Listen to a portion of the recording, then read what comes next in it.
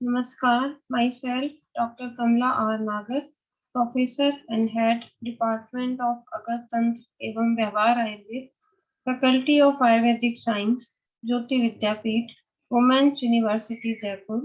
Today I am going to share my lecture for BMS third year अगर तंत्र. जैसा कि आप जानते हैं अगर तंत्र आयुर्वेदिक टॉक्सिकोलॉजी को कहा जाता है. इस संदर्भ में आज हम कुछ मस्तिष्क प्रभावक प्रलापक विष के बारे में बात करेंगे जिन्हें न्यूरोटॉक्सिक सेरिब्रल डिलीरेंट पॉइजन भी कहा जाता है. इस कड़ी में आज हम बात करेंगे धतूरा. धतूरा जैसा कि आप जानते हैं धतूरा को मोस्टली सबने देखा ही होगा. इस तरह का इसका फ्रूट होता है, इस तरह का इसका प्लांट होता है. The Latin name is Dhatura metal, family Solanaceae, Sanskrit name Unmat, Kanak, Matul, Shivpriya. English name is throne Apple क्योंकि एप्पल के जैसा इसका साइज होता है और उसपे बहुत सारे कांटे होते हैं, इसीलिए इसे थ्रोन एप्पल कहा जाता है. हिंदी में इसे धतूरा कहते हैं. आयुर्वेद में इसकी गणना स्थावर वानस्पतिक विष में की गई है, जबकि मॉडर्न में इसको न्यूरोटॉक्सिन डिलीरिएंट पॉइजन कहा जाता है. जो इसका मॉर्फोलॉजिकल फीचर है, धतूरा 3 से 5 फीट ऊंचा झाड़ीदार शुक होता है. इसके पत्र 3 से 6 इंच लंबे, अखंड या गोलखंडित, पिष्माकार, मोटे रूप से त्रिकोण या लटवाकार होते हैं. पुष्प 5 से 7 इंच लंबे, 2-2 या 3-3 एक साथ लगते हैं. इसके जो पुष्प होते हैं ये श्वेत या बाहर से बैंगनी और भीतर से श्वेत होते हैं.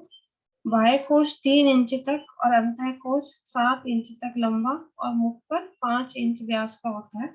इसके फल 8 इंच लंबे, ग्रंथ पर लगे हुए होते हैं, गोलाकार, 1 से 1/4 इंच व्यास का, कंटकित तथा नीचे की ओर झुका हुआ होता है. इसके कांटे कम तीक्ष्ण होते हैं. फल पकने पर विषम रूप से फटता है, जिससे पीले या हल्के भूरे रंग के चपटे बीजों का क्लस्टर झुंड बाहर आ जाता है. इसके जो फ्लावरिंग है मुख्यतः वर्षा ऋतु में लगते हैं और उसके बाद फल आते हैं. तो धतूरा ये इसका कॉमन मॉर्फोलॉजिकल कैरेक्टर है. इसका जो टॉक्सिक पार्ट होता है वो होता है fruit. Fruit, it's spherical in shape and having sharp spine. For example, looks like thorn apple. Seeds. Fruit contain 250 to 500 seeds and weight about 8 grams. It resembles to chili seeds. जैसे मिर्ची के बीज होते हैं उस तरह की इनके बीजों की अपीयरेंस होती है. इसमें जो एक्टिव प्रिंसिपल होता है वह alkaloid like hyoscyamine, hyoscine, scopolamine and traces of atropine. इसका जो रस पंचक है आयुर्वेद के अनुसार गुण, लघु, रुक्ष, व्यवायी, विकासी, विपाक, कटु. प्रभाव इसका मादक है. रस इसका तिक्त कटु है और वीर्य इसका उष्ण है.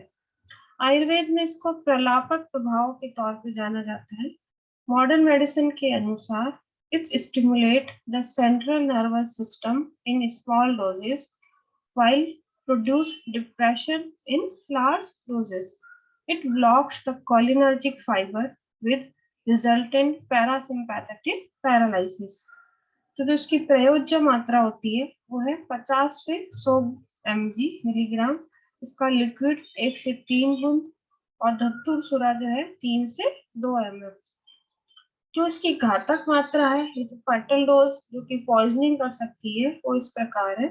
सीड्स इसके बीज 50 से 100 की मात्रा में, alkaloid 60 milligram in adults and 4 milligram in childrens. Fatal period is within 24 hours. Clinical manifestation of Dhatura poisoning are in delirium stage, dry as a bone, dryness of mouth and throat due to inhibition of salivation resulting dysarthria, dysphagia and excessive thirst. These are the delirium state, which is after ingestion it causes bitter taste, which are followed by like this.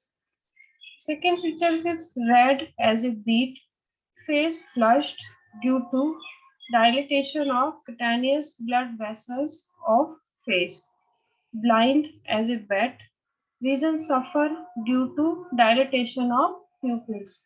Hot as a hair, skin will dry and hot due to inhibition of sweat secretion and stimulation of heat regulating center.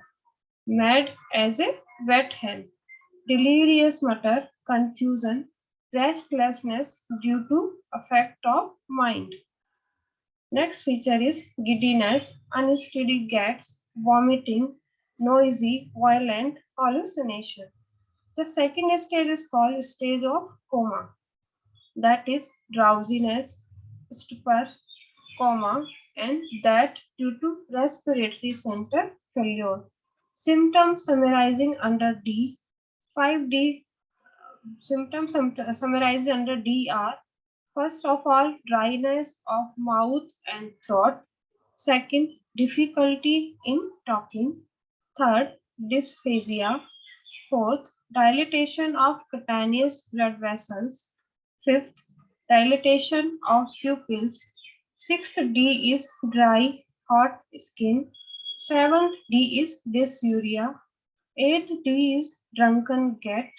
Ninth D delirium. 10th is coma. Now the management of ingested धतूरा poison, इसकी जो चिकित्सा है इसमें सामान्य चिकित्सा क्रम अपनाया जाता है. फर्स्ट ऑफ ऑल रिसुसाइटेशन या संजीवन चिकित्सा.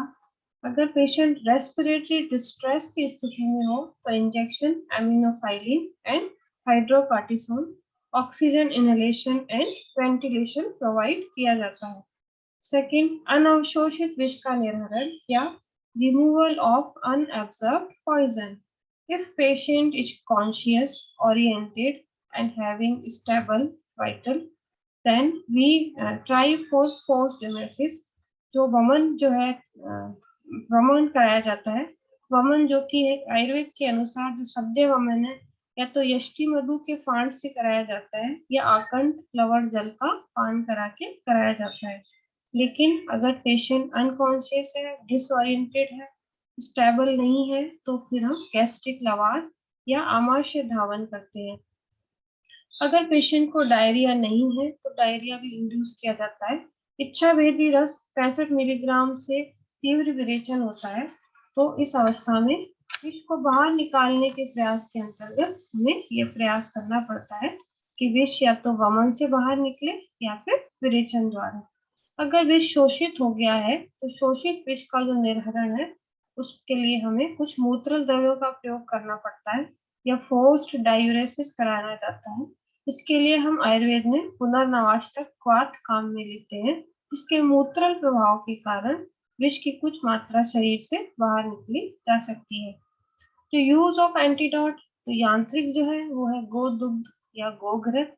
स्पेसिफिक इंजेक्शन मॉडर्न के अनुसार इंजेक्शन 5 to 2 mg दिया जाता है.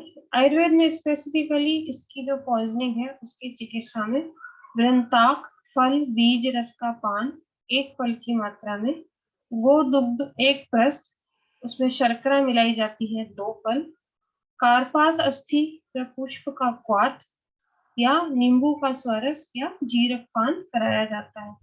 अगर सिम्टम्स में कन्वर्जन आ रहे हैं तो फॉर एंटी कन्वर्जन के लिए इंजेक्शन डायजिपाम दिया जाता है. और अगर मेटाबॉलिक एसिडोसिस है तो इंजेक्शन सोडियम बाइकार्बोनेट की आईवी दी जाती है. लेकिन अगर किसी कारणवश पेशेंट की या विषाक्रांत धतूरा विषाक्रांत की मृत्यु हो जाती है तो पोस्टमार्टम अपीयरेंस में जो लक्षण मिलते हैं वो इस प्रकार है. एक्सटर्नल लक्षण जो है that is cyanosis, patch HG and flushed face, resist purification. Internally हमें क्या मिलता है? Inflammation and congestion in GIT fragment. Seed residue may be found in stomach. Pulmonary edema. Internal organ congested. Facial HG. Chemical analysis के लिए अगर विसरा भेजा जाए तो B1 में stomach whole, stomach contain 100 ml plus small intestine 30 centimeter. B2 में liver half kg, spleen half, kidney half each. Specific viscera में B3 में ब्रेन एंड ब्लड, क्योंकि ये सेरिब्रल पॉइजन है तो ब्रेन का कुछ पार्ट भी विसरा के लिए भेजा जाता है। प्रिजर्वेटिव जो है मोस्टली NaCl, नमक का पानी या NaCl सलाइन वाटर में इनको प्रिजर्व करके केमिकल एनालिसिस के लिए रखा जाता है। मेडिको लीगल केस बहुत तरह के हो सकते हैं धतूरा पॉइजनिंग में। Accidental cases occur among children from eating the seeds. Suicidal, it is nearly not possible. Homicidal, generally not found. Road poison, it used as a stupefying agent for purpose of robbery and rarely kidnapping. तो जो धतूरा का बीज है उसका शोधन करके मात्रा में काम में लेना चाहिए। शोधन के लिए धतूरे के बीज को 3 घंटे तक दूध में गर्म करने के बाद गुनगुने पानी से धोया जाता है। जो आयुर्वेदिक योग है, जो पॉइजनिंग होती है वो ओवरडोज ऑफ आयुर्वेदिक मेडिसिन, जो हम अगर किसी काम में मेडिसिन ले रहे हैं लेकिन उसकी ओवरडोज हो जाए तो धतूरे के जो कुछ योग हैं उनकी ओवरडोज से भी धतूरा पॉइजनिंग हो सकती है।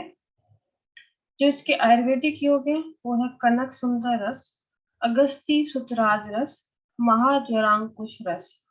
हमारे निघंटुओं में, हमारे टेक्स्ट में धतूरा का वर्णन कुछ इस प्रकार से किया गया है। धन्वंतरी निघंटु के अनुसार धतूर है कटूर श्राक्ष कांतिकारी वर्णा अतिनुत त्वगदोद कृच्छ कंडु अति ज्वरारी भ्रमा वह।